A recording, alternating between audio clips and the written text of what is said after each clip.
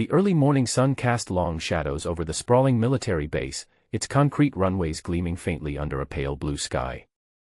The air buzzed with the sharp clang of boots on pavement and the distant hum of engines warming up.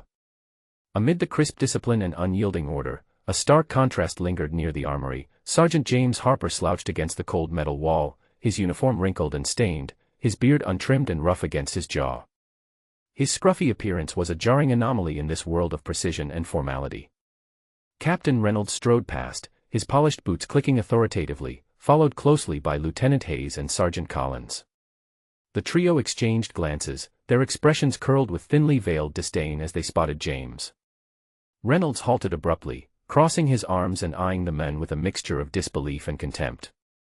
"Harper," he barked, voice slicing through the morning stillness. "You call that a uniform? Looks more like you rolled out of bed and wandered onto the base."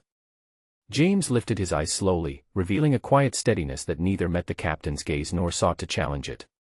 His hands remained tucked into the pockets of his worn jacket, the fabric frayed at the cuffs. The beard shadowed his face unevenly, and a faint scar traced the line of his left cheekbone, pale and almost imperceptible in the dim light. He said nothing. Lieutenant Hayes smirked, stepping forward with a mocking tilt to his head. "Maybe you're trying out a new strategy, Captain," he teased Reynolds, camouflage of laziness. "If so, it's working." His laughter was sharp, echoing off the nearby barracks. Sergeant Collins joined in, adding, "Discipline's not exactly your strong suit, is it, Harper? Looks like you're more interested in growing a forest on your face than in your duties." The officer's words drew the attention of a small cluster of enlisted men standing nearby, who chuckled and nodded in agreement. The atmosphere thickened with a mixture of scorn and superiority, as if James's very presence disrupted an unspoken order. Yet, despite the ridicule, Harper remained unmoved, his posture relaxed but not defeated. His eyes scanned the gathering, calm and unreadable, betraying none of the irritation that might have flared in another man. Captain Reynolds stepped closer, lowering his voice to a harsh whisper meant only for James to hear. "You're a disgrace to this unit. If I could, I'd have you reassigned to kitchen duty for the next 6 months. Maybe then you'd learn what it means to be a soldier." The threat hung in the air, heavy and bitter. James's lips pressed into a thin line. The silence stretched between them, thick with tension. Without a word, he pushed off the wall and began to walk away, his boots stirring up dust from the cracked pavement. The officers watched him go, their smirks lingering, convinced that the man before them was little more than a slovenly burden on their ranks. But beneath that rugged exterior, hidden from their judgmental eyes, lay a deeper story. James Harper was no stranger to hardship or sacrifice. The scar on his face was a mark of survival, a silent testament to battles fought beyond the base's perimeter. His disheveled appearance was less neglect and more a shield, a deliberate barrier to keep others from prying into the complexities of his past.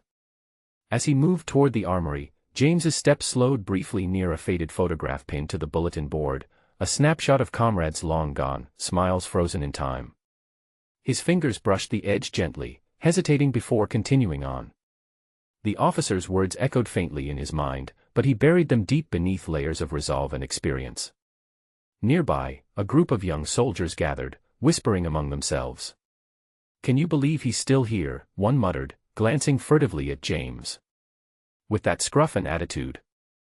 No way he's pulling his weight." Another shook his head. "I heard he was kicked out of 2 units before this. Probably the same reason, no discipline, no respect." James's lips twitched in a near smile, though no one saw it. The rumors swirled, but none knew the truth. They didn't see the nights he spent poring over tactical manuals or the hours practicing marksmanship alone in the dead of night. They didn't hear the whispered calls from his wife back home or the promises he made to keep his family safe, no matter the cost. In the mess hall, Captain Reynolds gathered with his officers, their conversation dripping with derision. "It's a wonder he's lasted this long," Reynolds said, shaking his head. "If discipline means anything here, he's the first to fail." Lieutenant Hayes scoffed. "He's lucky we're short on manpower. If it were up to me, he'd be out on his ear before sundown." Sergeant Collins added, "I bet if we gave him a task that required real responsibility, he'd crumble. His looks say it all, lazy, undisciplined, and unreliable." Their words were weapons, sharpened by prejudice and ignorance. Yet somewhere beyond the walls of the base, beneath the hardened soldier they mocked, James Harper prepared for a day that would challenge every assumption they held. Back outside, the base's routine buzzed around him, the distant drone of helicopters and the steady rhythm of drill commands weaving an unbreakable pattern of military life. James's eyes narrowed slightly as he approached the training grounds, where the younger officers practiced formations with rigid precision. Their movements were flawless but mechanical, lacking the subtle awareness that comes only with true experience. He paused for a moment, watching them with a critical eye. His hands clenched briefly at his sides, the weight of expectations pressing down but not breaking him. The officer's scorn was nothing new, yet the quiet fire inside him flickered stronger than ever. The base commander's voice crackled over the loudspeaker, announcing a surprise inspection drill scheduled for the afternoon. The announcement sent a ripple of tension through the ranks. Officers exchanged worried glances, knowing the drill would test their readiness and adaptability, qualities that weren't always apparent in polished uniforms and perfect formations. James exhaled slowly, the lines of his face hardening with resolve. Today would be different. He would prove that beneath the ragged exterior was a soldier forged by hardship and honed by experience. The officers could mock his appearance all they wanted, it would be his actions that spoke the loudest. As the morning progressed, James moved through the base with purposeful steps, his quiet determination unnoticed by most but unmistakable to those who truly looked. The sun climbed higher, casting sharp light on a man misjudged by many but ready to reveal the depth of his worth when the moment came. For now, he remained a figure of silent resilience, a mystery wrapped in layers of grime and shadow, waiting for the chance to rise above the ridicule and redefine what it meant to be a soldier at this base.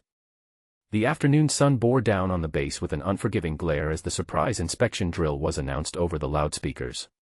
Soldiers snapped to attention, their faces taut with anticipation and unease. The young officers scrambled to organize their squads, barking orders that sometimes tangled in hurried confusion. The air was thick with tension and the smell of sweat, the drill meant to test not only discipline but the ability to adapt under pressure. Captain Reynolds paced impatiently, his jaw clenched as he surveyed the scattered ranks. Move. I want formations ready in 5 minutes. Come on, people, act like you've done this before. His voice was sharp, but the haste in his commands betrayed a lack of calm control. Lieutenant Hayes was no better. He shouted at a group of soldiers fumbling with their gear, his frustration mounting with every misstep. Hurry up. We don't have all day to babysit you. His tone was cutting, and his impatience was contagious. Nearby, Sergeant Collins barked orders to a squad attempting to coordinate their movements, but the soldiers faltered under pressure, steps out of sync, commands overlapping. The drill was quickly devolving into chaos. James Harper stood apart from the turmoil, his posture steady and unhurried. His eyes scanned the field, taking in the disarray with a practiced calm that contrasted sharply with the flustered officers. Without a word, he stepped forward, his voice cutting through the noise with quiet authority. Hold positions. Listen up. His command was clear, firm, and unexpectedly commanding. The soldiers faltered at first, then gradually straightened as his presence imposed order on the disorder. Captain Reynolds turned sharply, surprise flickering across his face. Harper. What are you doing? He demanded, his tone edged with disbelief. Ignoring the question, James moved among the troops, issuing precise instructions with a calm confidence that seemed to steady the nervous soldiers. Sergeant Blake, reposition your squad to the left flank. Private Moreno, secure the perimeter on the north side. Maintain communication lines open at all times. His commands were met with immediate compliance, the soldiers responded to his clarity and decisiveness. Lieutenant Hayes exchanged a quick, incredulous glance with Collins. Since when does Harper give orders around here? Hayes whispered harshly. Collins shrugged, his expression grudging. Doesn't matter. He's getting things done. James's tactical mind worked swiftly, evaluating the terrain and the capabilities of the men under his command. His years of experience in covert operations and frontline engagements surfaced naturally, guiding his decisions. He anticipated challenges before they arose, positioning his squads to cover blind spots and potential breaches. As the drill progressed, the chaos that had plagued the officers' attempts began to dissipate. Soldiers moved with renewed purpose, their actions synchronized under James's steady direction. The formations took shape, efficient and responsive, turning the tide of the exercise. Captain Reynolds, initially dismissive, found himself watching with a grudging respect. The smooth coordination and rapid adaptability displayed under James's leadership were undeniable. His own hurried commands had lacked the nuance and foresight evident in Harper's approach. Lieutenant Hayes's scowl deepened as he struggled to mask his surprise. "He's got some kind of tactical insight," he muttered, unwilling to admit the truth aloud. Sergeant Collins nodded silently, eyes narrowed in contemplation. "I underestimated him." Despite the growing recognition, James said little, his focus entirely on the task at hand. He moved with purpose, his voice steady as he adjusted plans in real time, responding to evolving conditions on the field. His ability to remain calm and decisive under pressure was palpable, inspiring confidence in the soldiers who followed his lead. The younger officers, once quick to mock, now found themselves sidelined by a man they had dismissed as a failure. Their attempts to command were overshadowed by Harper's quiet authority and strategic acumen. A private approached James hesitantly, whispering a question about a tactical maneuver. James responded with patience, explaining the rationale behind a flanking movement and how it would disrupt the opposing forces' formation. The soldiers' eyes widened, absorbing the knowledge with newfound respect. Captain Reynolds cleared his throat loudly, regaining some semblance of control. "Sergeant Harper, take charge of the eastern sector. Lieutenant Hayes, coordinate with the communications team. Sergeant Collins, oversee logistics support."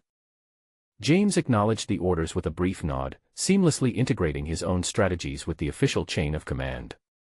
The drill resumed with renewed vigor, the lines between ranks blurring as competence took precedence over hierarchy. The afternoon air grew heavy with exertion, but the soldiers moved with precision and confidence. Where moments before there had been confusion and disorder, now there was coordinated strength. The drill became less a test of rote obedience and more a demonstration of effective leadership and tactical insight. As the final moments of the exercise approached, James issued a clear command for a simulated counterattack. The soldiers responded instantly, executing maneuvers with fluidity and purpose. Their movements were sharp, disciplined, and effective, a testament to the transformation under Harper's guidance. Captain Reynolds watched in silence, the corners of his mouth tightening as he processed the undeniable reality. James Harper, the man he had derided only hours before, was the key to the unit's success today. Lieutenant Hayes clenched his fists, frustration and grudging admiration warring within him. "How did we miss this all along?" he muttered under his breath. Sergeant Collins simply nodded, the skepticism fading from his eyes. Experience speaks louder than appearances. When the drill concluded, the base commander arrived, his gaze sweeping over the assembled soldiers and officers. He offered a rare nod of approval, his eyes lingering on Harper. "Well executed," the commander said, voice carrying weight. "This level of coordination and adaptability is exactly what we need. Sergeant Harper, your leadership today was exemplary." A murmur rippled through the ranks. The officers who had mocked James now looked at him with something approaching respect, their previous judgments unsettled by the display of competence. James accepted the acknowledgement with quiet humility, stepping back into the ranks as the soldiers dispersed. His expression remained guarded, his thoughts elsewhere. The drill had revealed much, but the true test was yet to come. As the afternoon waned, the once dismissive officers found themselves reconsidering their assumptions. The men they had labeled lazy and undisciplined had shown a depth of tactical knowledge and quick decision-making that none could deny. In the mess hall that evening, their conversations were subdued, peppered with reluctant praise. Captain Reynolds cleared his throat awkwardly. "Perhaps there's more to Sergeant Harper than we realized."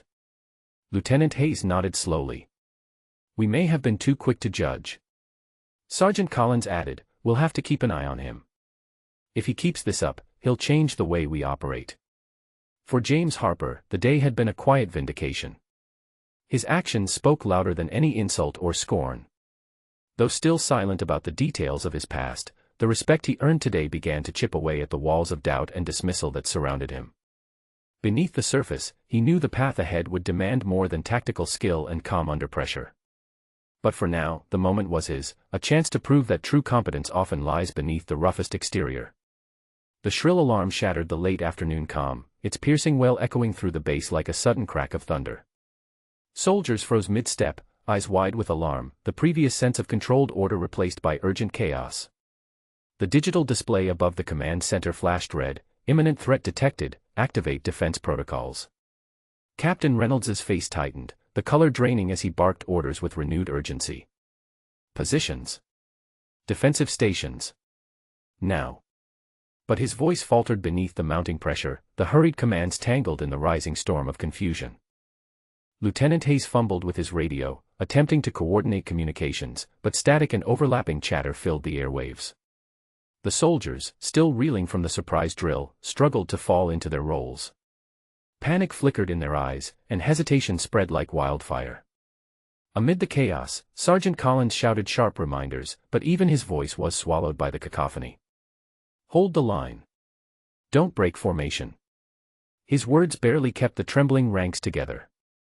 James Harper stood motionless for a brief moment, eyes narrowing as he absorbed the situation. The alarms, the frantic commands, the scattered troops, a storm of disorder threatening to unravel the fragile defense. Then, without hesitation, he stepped forward, his voice cutting through the clamoring confusion like a blade. Listen carefully. This is not a drill. His tone was calm but commanding, demanding attention. Every soldier, every unit, focus on your training. Follow my lead. The officers turned sharply, startled by Harper's sudden assertion. Captain Reynolds's jaw twitched, his pride stung by the unexpected takeover. Harper, this is my command, he snapped, but James did not falter. I'm taking charge. You will coordinate under my direction, Harper said firmly. His eyes locked onto Reynolds's, unyielding and resolute. Reluctantly, Reynolds stepped back, the weight of the moment pressing down on him. The chaos needed order, and Harper's calm certainty was the only anchor. James swiftly assessed the base's layout, the positions of troops, and the nature of the incoming threat, intelligence not fully transmitted but evident in the urgency of the alert. He barked precise commands, his voice a beacon in the storm. Alpha Squad, reinforce the eastern perimeter. Bravo, prepare countermeasures on the western flank. Communications, establish a secure line to the armory, weapons and supplies must be ready. His orders were met with immediate compliance, the soldiers rallying behind his steady leadership. Captain Reynolds observed, his skepticism fading as Harper's command began to stitch the fraying defense into a cohesive force. The soldiers responded with renewed purpose, their earlier panic replaced by focused determination. Lieutenant Hayes approached cautiously, his face lined with doubt but also recognition. What's your plan? He asked, voice low. James didn't hesitate. Contain the threat by dividing our forces strategically. Cut off their advance before they breach the perimeter. Use terrain to our advantage, funnel them into kill zones. His tactical insight was clear, rooted in experience and quick thinking. Hayes nodded slowly, the pieces falling into place. Understood. I'll coordinate with communications. The threat grew closer, shadows lengthening as the base braced for impact. James moved among the troops, offering brief words of encouragement, steadying the nerves that still flickered beneath their disciplined facades. His presence was a calming force, a rock amid the storm.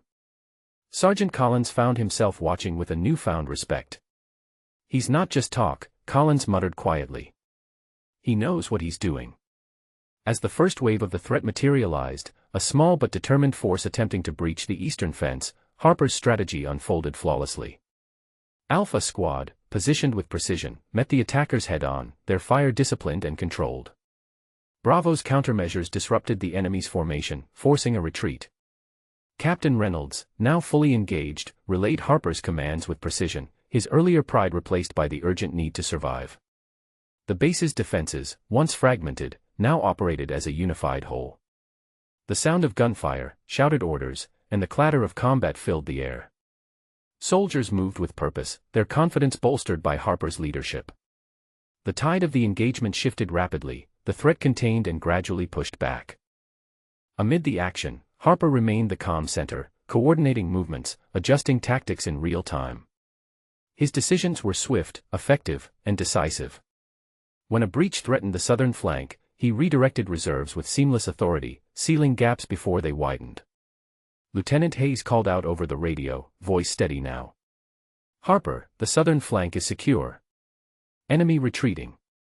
James allowed himself a brief nod, eyes scanning for any further vulnerabilities. The threat was dissipating, but the vigilance had to remain. Captain Reynolds approached, breath ragged but eyes clear. Sergeant Harper, that was remarkable. You saved the base today. Harper's expression was unreadable, but a faint hint of acknowledgement passed between them. Just doing my duty, sir. The officers who had mocked him earlier now looked on in stunned silence, their assumptions shattered by the reality of Harper's command. Where once there had been doubt and derision, now there was respect, quiet, reluctant, but unmistakable.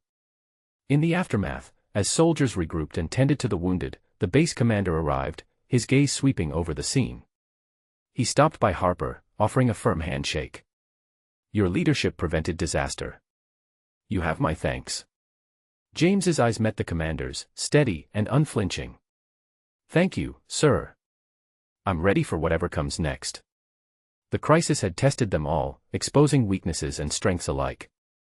For Harper, it was a moment that transcended appearances and past judgments, a demonstration that true capability emerges not from uniform neatness or polished speeches, but from calm decisiveness in the face of danger. As the sun dipped below the horizon, casting long shadows over the battered base, the soldiers gathered quietly, the weight of the day settling over them. Their eyes lingered on Harper, the men who had stood firm when it mattered most.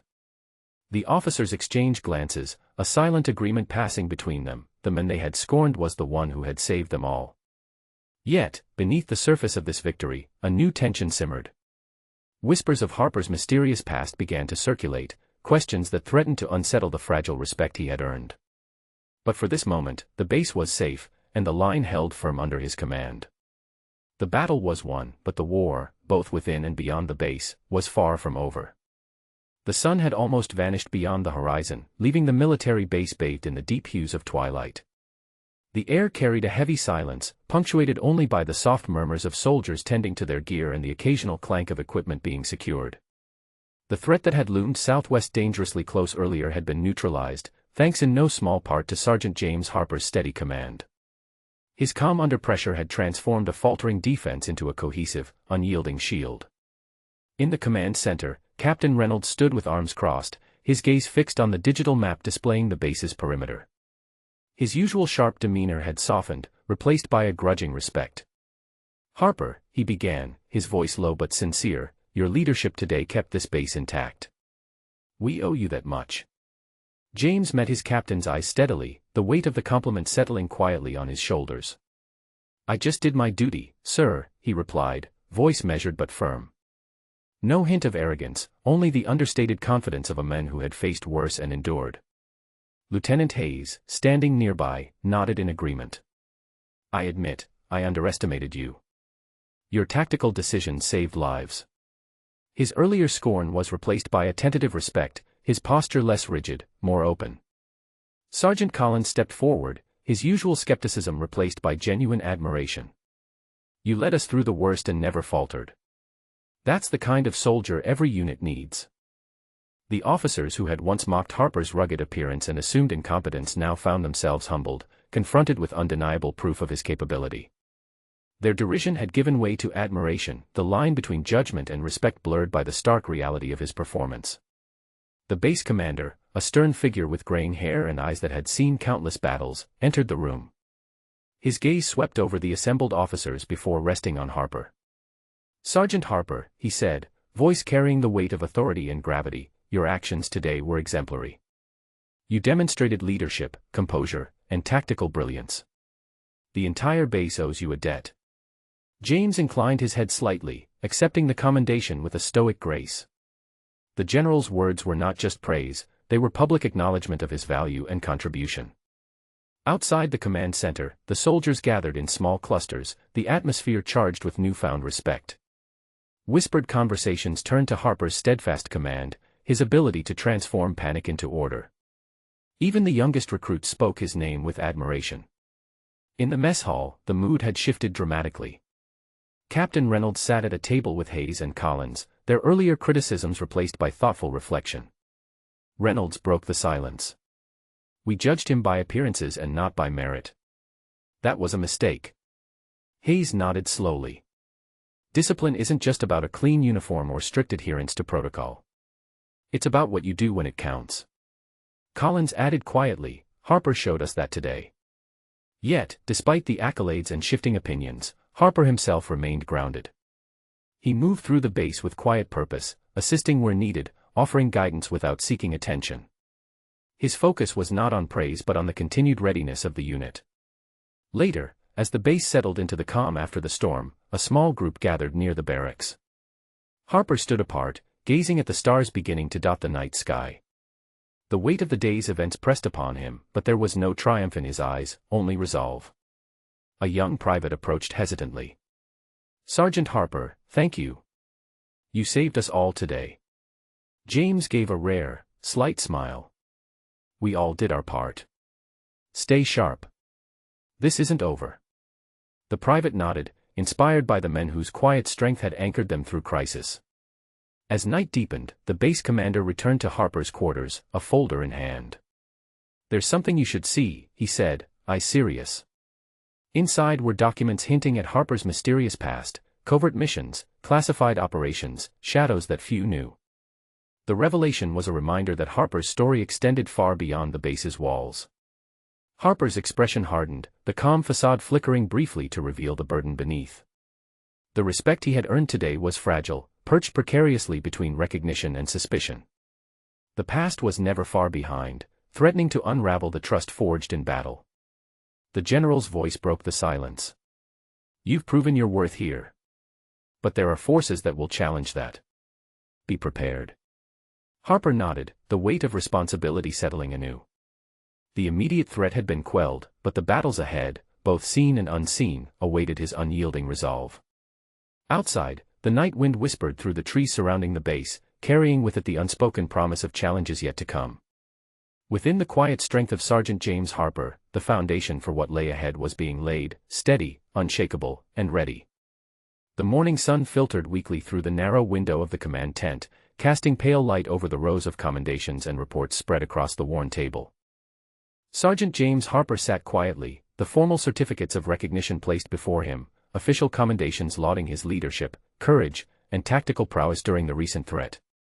Yet, his expression remained stoic, the weight of the day's events tempered by a deeper resolve rather than pride. Captain Reynolds entered the tent, his footsteps soft but purposeful. He paused, watching Harper for a moment before speaking. "Sergeant, the commendations are well deserved. The whole base recognizes what you've done." James nodded, eyes fixed on the documents. "Thank you, sir. I appreciate the acknowledgement. But it's never about me. It's about the unit." Reynolds gave a small, approving smile. "That's the mark of a true leader. Humble, focused." Their conversation was interrupted by Lieutenant Hayes stepping in, his usual sharpness softened by the morning light and the recent events. "You've changed the way we operate," Hayes said quietly. "We'll be better for it." Harper met his gaze, nodding once. "Good. We need to be." But amid the praise, a shadow loomed. Whispered conversations among officers and enlisted men alike hinted at a different narrative, one not of valor but of questions and suspicion. Harper's past, once a guarded secret, had begun to surface in hushed tones, stirring uncertainty. In the officers' lounge, Reynolds and Hayes exchanged cautious glances. "I've heard things," Reynolds admitted. "Rumors about his previous assignments, covert missions, operations that didn't go public." Hayes frowned. "Some say he was involved in incidents the brass wants to keep quiet. Others think he's a loose cannon." Their unease was not unfounded. The base commander, an unyielding figure who valued order above all, called for a private briefing. Harper entered the room with quiet confidence, but the atmosphere was heavy, the unspoken tension palpable. "Sergeant Harper," the commander began, voice measured but firm, "your actions have saved this base. However, intelligence has surfaced regarding your past assignments. There are concerns about the potential impact on unit cohesion and security." Harper's jaw tightened, but his voice was steady. "Sir, my past is my burden, not the unit's. I'm here to serve and protect, nothing more." The commander nodded slowly. "We will be monitoring the situation closely. Trust must be earned and maintained." After the meeting, Harper retreated to the solitude of his quarters. The commendations lay folded on a small table, overshadowed by the weight of unseen battles. His thoughts drifted to the fragile line between respect and suspicion, the delicate balance he must navigate. Outside, the base hummed with renewed activity. Soldiers prepared for training exercises, the rhythm of military life steady and unbroken. Yet beneath the surface, Harper felt the subtle shifts, the wary glances, the whispered doubts. A knock at his door broke his reverie. Colonel Patricia Hayes entered, her presence commanding yet measured. She regarded Harper with a mixture of recognition and concern. "There's a situation you need to be aware of," she said quietly. "An incident in the Mediterranean, classified, sensitive. It's connected to your previous deployments." Harper's eyes narrowed. "I assumed the past wouldn't stay buried." Patricia nodded. "It never does. But this could affect not just you, but the entire base." He stood, the weight of responsibility pressing down. "Then I'll face it head on. No more shadows." As Patricia left, Harper gathered his thoughts, understanding that the battles ahead were not only on the field but within the ranks and beyond. The respect he had earned was fragile, and the secrets of his past threatened to unravel it. He moved to the window, gazing out at the base awakening under the morning light. The future was uncertain, fraught with challenges that would test his resolve and redefine his path. Yet beneath the uncertainty, one truth remained clear: Sergeant James Harper would confront whatever came with the same unyielding strength he had shown before, silent, steady, and unbreakable. The hardest battles often remain unseen, fought in shadows and whispers. For Harper, the fight was just beginning.